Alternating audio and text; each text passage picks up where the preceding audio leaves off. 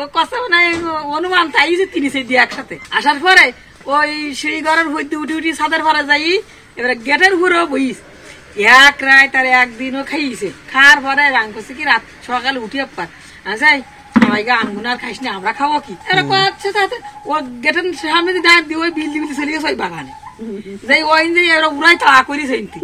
তাই এবার ওই মেম্বারকে বাড়ি পর্যন্ত তাই নিয়ে সওরা বিশাল ওরা মানে কথা শোনে ওরা ভালো আছে গ্রাম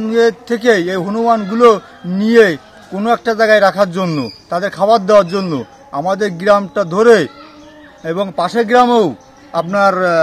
সমস্ত সবজিগুলো নষ্ট করে ফেলতেছে এবং মানুষের বাড়িঘর তো যাদের নর্মাল বাড়িঘর তো তাদের ভাঙিয়ে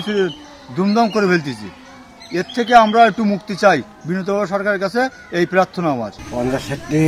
বান্দর আছে আর সে আম খাবে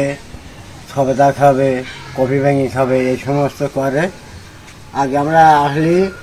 প্রথম যখন আইলে তখন দিতাম আমরা বিস্কুট দিতাম কলা দিতাম এখন দেখতেছি শুধু ফল ফুল কোনো আলু মাটি আলু পর্যন্ত থাকছে না গাছে আমাদের গাছে দেখো আম খেয়ে গেছে ওই গাছে আম নেই বাড়ি না থাকলে তাও রেখে সবাই তাও খাইয়ে গেছে কিছু চলছে না ওই সামান্য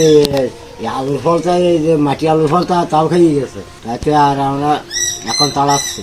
তাড়াই করবো হয় না ও আবার চলে আসছে অনেক যাবে সেটা চলে আসছে ওদের তো খাওয়া পায় না খাওয়া পাচ্ছে এই যে হচ্ছে না তো এই গ্রামে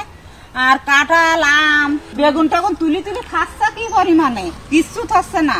ওই আমগুলো জুড়ে জুড়ে গাছাইতে উঠি উঠি খাই ফেলতেছে আর এ লোক তো বোধহয় ঠিক পাইনি এখন বোধহয় ঠিক পাইছে এখন এসে তারা আছে তার আগে সব খাই গেছে আর কাঁঠালের সময় হলে তো মোটে তো আর কিচ্ছু থাকবে না দাদার কাছ থেকে